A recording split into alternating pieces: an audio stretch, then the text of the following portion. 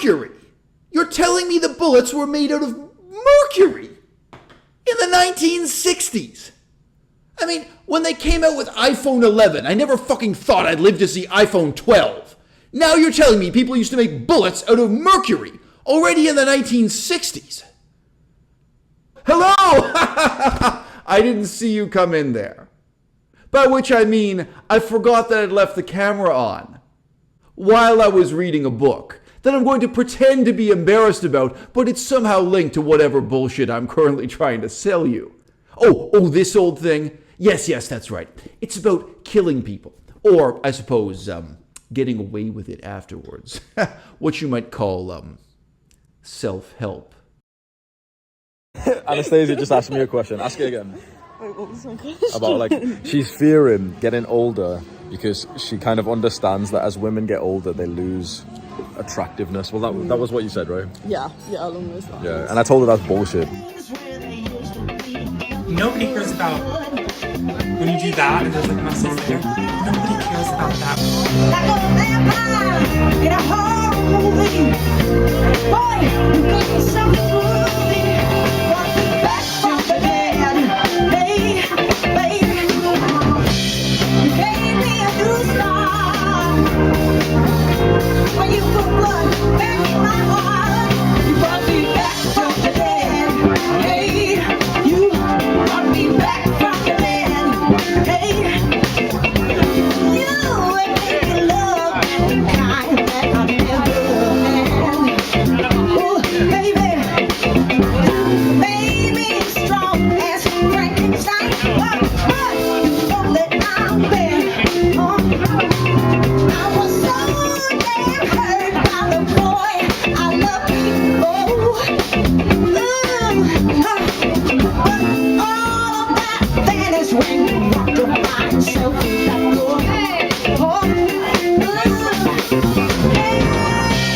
Like a vampire in a horror movie. Boy, you gave me something groovy. You brought me back from the dead.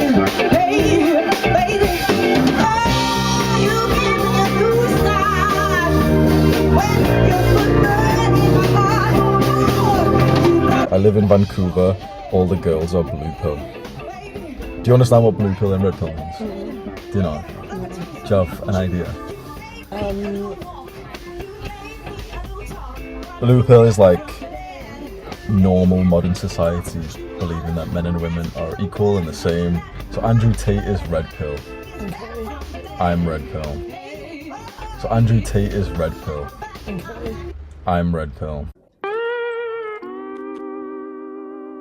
All of this in terms of age, like there's no like cause of age on your attractiveness or on your testosterone. It's total fucking bullshit. You know what it is? And all the little Jeffreys will disagree with me. You know what it actually is? What makes up a woman's attractiveness or a man's testosterone? It's not age.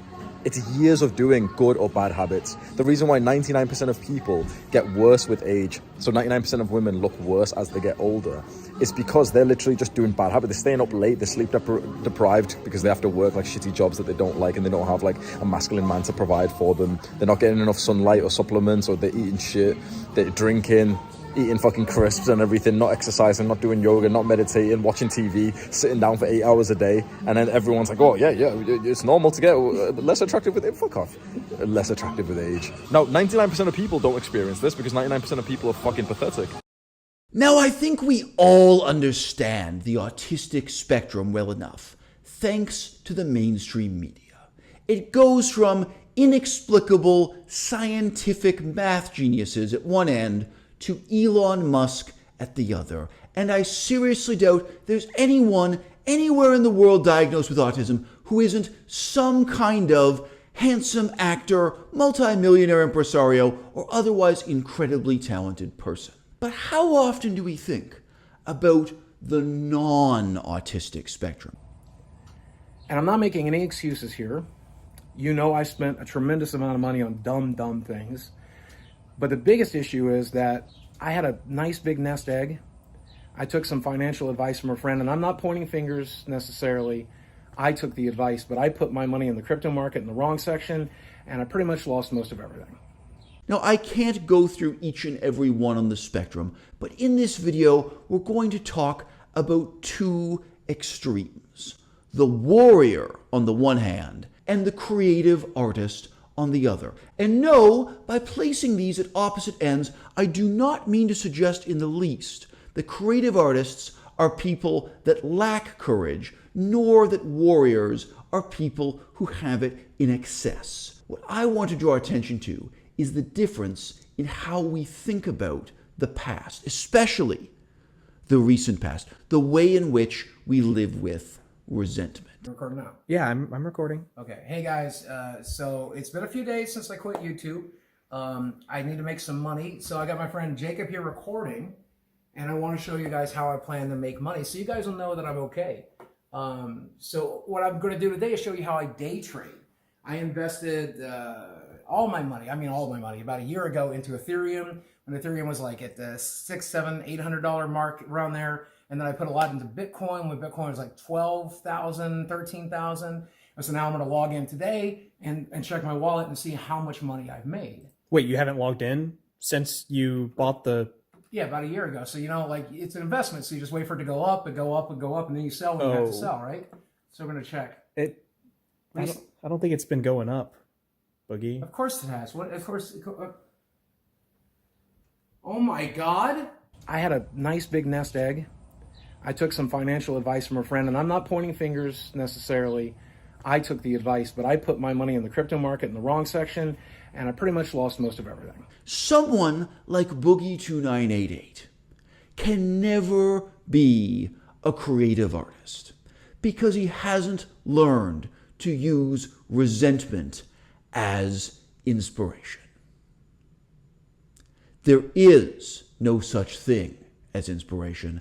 There is only resentment, by which I mean if you happen to hate the small town you grew up in and you become a creative artist, you can make one film, one opera, one statue after another, simply drawing on that sense of resentment as a source of inspiration forever and fucking ever. For the creative artist type, there is nothing more precious, there is nothing more carefully cultivated than resentment. There was one moment in my youth when I had a minimum wage job at Starbucks, and my father told me that I should just go ahead and drop out of university because my education wasn't going to lead me to any kind of better life. I should just focus on working this dead-end minimum wage job full fucking time. I could make an infinite number of stone statues the size of Mount Rushmore just based on my resentment about that one fucking moment staring into the eyes of that brain-damaged old man. If you're a creative artist,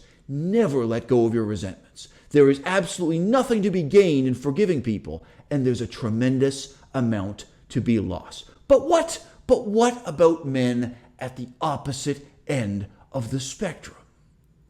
What about the warrior type? Now, I know this is going to surprise most of you in the audience. I've never mentioned it before, but I used to live in Laos and Cambodia. I met a woman who told me in great detail about a young French man, an idealistic French man as she saw it, a French man who went to Africa to fight in a revolutionary war he knew nothing about. A white man who took up a gun alongside black tribal people whose languages he didn't understand, whose history he didn't understand, whose politics he didn't understand. And when he was questioned about it by this white woman who was telling me the story, a white woman who was there, I don't know, handing out sacks of food or whatever it is humanitarian workers do, the explanation he gave her was this.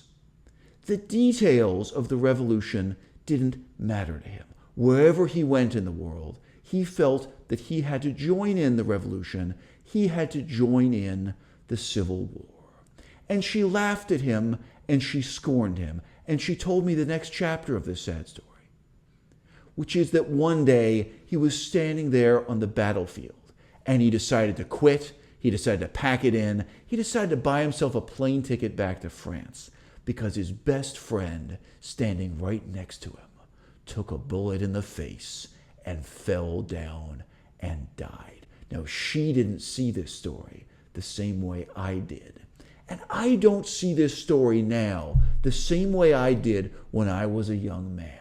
At the time, what I said to her was, he should have poured his heart into that battle with even more intensity. He should have become even more committed to this revolutionary cause in some obscure corner of Africa, whatever the hell it was. Because when he signed up to fight, he had no reason at all.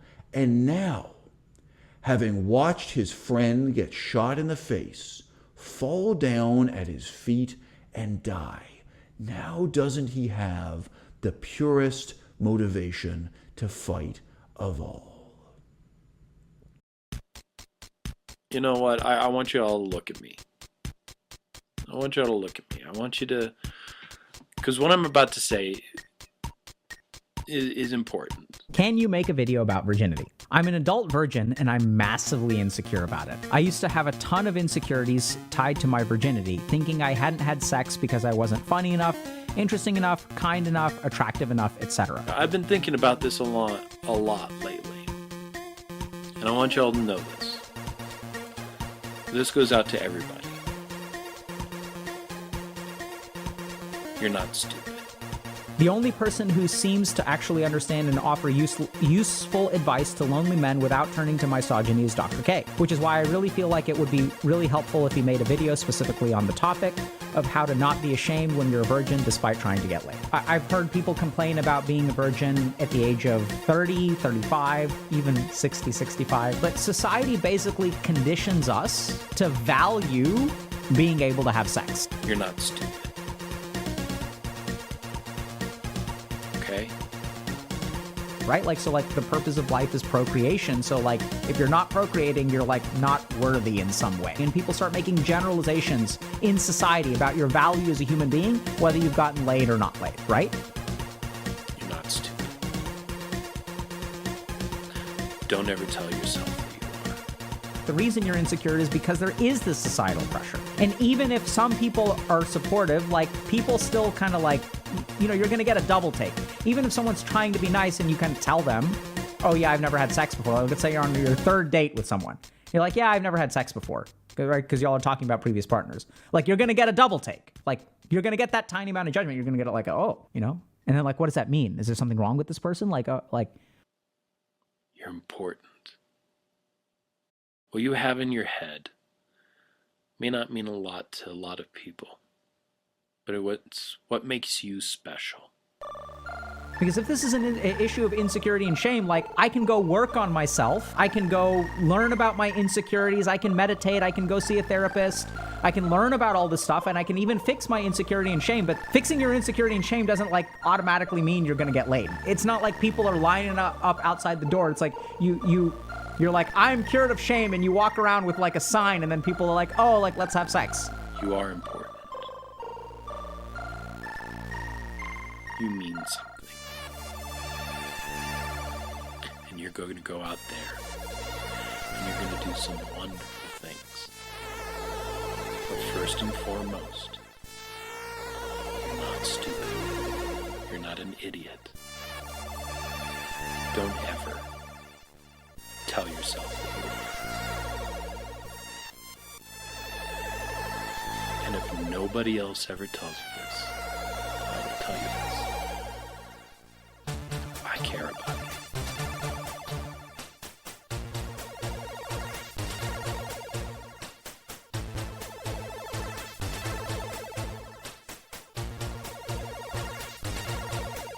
It's easy to sum it up. I mean, listen, we talking about practice. Not a game. We talking about practice. Not a game. Not the game that I go out there and die for and play every game like it's my last.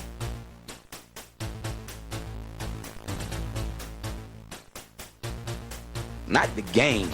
We're talking about practice, man.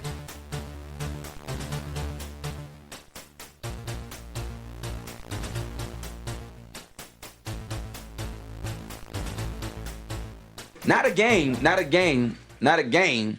We talking about practice. But I was young and foolish then. What I understand now is that men of action do not need a philosophy.